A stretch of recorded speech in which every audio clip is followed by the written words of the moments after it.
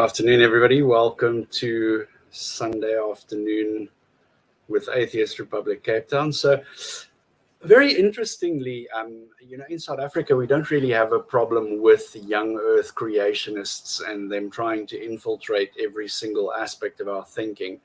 But I have recently encountered a couple of them on Facebook in the debate groups, and I'm actually fascinated by the lengths to which they would go to to reconcile their beliefs with reality. So I did a bit of a quick deep dive into it. I thought to myself what the possible reasons could be behind this cognitive dissonance, and did a bit of a presentation, and I'm just going to talk you guys through it. So firstly, why are creationists so obsessed with disproving evolution, and does it even matter to atheists? So the first thing I ran across is obviously the original sin. So the tale goes that Adam and Eve sinned in the Garden of Eden, and God punished them and all of their descendants and their descendants for this sin. So later on in the story, Jesus was sent as a blood sacrifice to atone for that original sin. So therefore, if there was no Garden of Eden, like the tale tells, then Jesus was sent here for nothing. And I think that is where the crux really lies with some of the biblical literalists, especially. They take it word for word, this is true. And it leads to very problematic thinking in these individuals, where they will, you get them in various degrees of literal interpretation. There is from the 6,000 years ago, God said poof, and then mudman and rib woman in the garden with a talking snake on the one side of the spectrum, right through to, well, it was long, long ago and far away, and time a day to the Lord is like 1,000 years to man on the other spectrum, and varying degrees in between. What are the theological implications of evolutionary thinking? So firstly, the struggles and constant changes in the Darwinian view of evolution and life contradicts that creation story. Like I said, there is definitely millions and billions of years involved in the evolutionary story, and it doesn't really match up with the literal biblical story. And then also evolution conflicts with the view of an active, loving God who cares for his creation, because evolution is completely indifferent to individual organisms. It's really a mechanism that's active on a population of animals.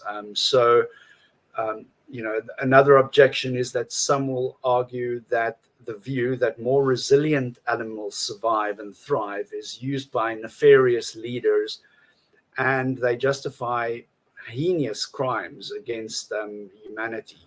For example, the forced sterilization and genocide that we experienced in the Second World War. But in the same token, religion is not really a much better moral compass. The same can be said for religion. It doesn't really do anybody. It doesn't improve the moral compass of any human being by any measure. Actually, quite the contrary. And then the final point here is that the belief that evolution diminishes the intrinsic value of human beings, because we are just animals and we are not God's special creation, which is such a speciesist type of view to begin with.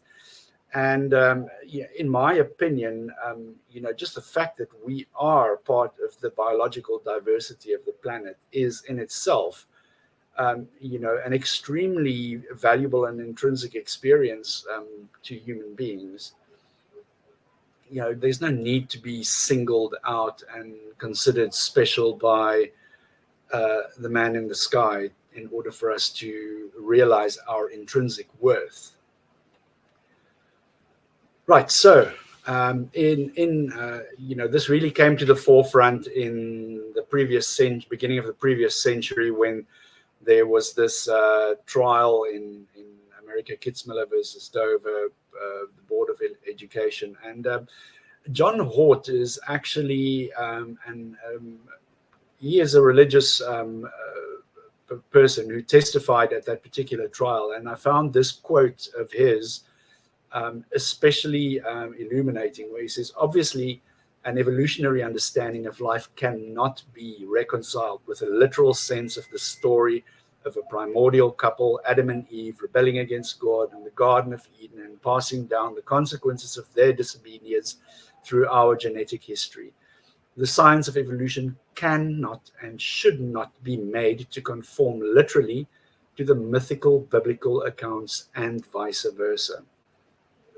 So this was rather telling. I'm not really too impressed by some of Hort's work that I read, but at the same time, when a prominent author in that genre says that, look, there's no way that you can that you can have it both ways, then it's rather telling. It's rather telling. So, am I an atheist because of the theory of evolution? The short answer is no. I always say to anybody who approaches me with this kind of line of argumentation that, just because, even if evolution can be proven false, God is not automatically the correct answer. So, let's not preach to the choir, but let's have a look at how we deal with these kind of objections. So, even if the scientifically proven theory of evolution by means of natural selection is proven false tomorrow, you still have all your work ahead of you. The attempt to disprove evolution as a line of argumentation to prove the existence of gods simply tells atheists that you are not so confident in proving the thing that you are not bringing up. Without exception, gods will only be mentioned in the concluding paragraph of any creationist presentation as an argument from ignorance. And then again, I've stepped on this landmine, so I'm just going to say, buyer beware, caveat emptor. Creationists study the pseudoscience from creation proponents. So, you could invest your time and efforts in familiarizing yourself with the arguments and doing a deep dive into it. But the question is, do you really want to? I'm sure that you have more valuable things to do with your time. Right, so that's it in a nutshell. It's always fascinates me how people go down this road of I have to marry this up to reality and not vice versa. Reality doesn't match up with this, so let's discard it for something that is a bit more evidence-based. So yeah, I'm going to conclude it there, and as I always say, just remember, if you don't sin, Jesus died for nothing. So go forth and sin all you want.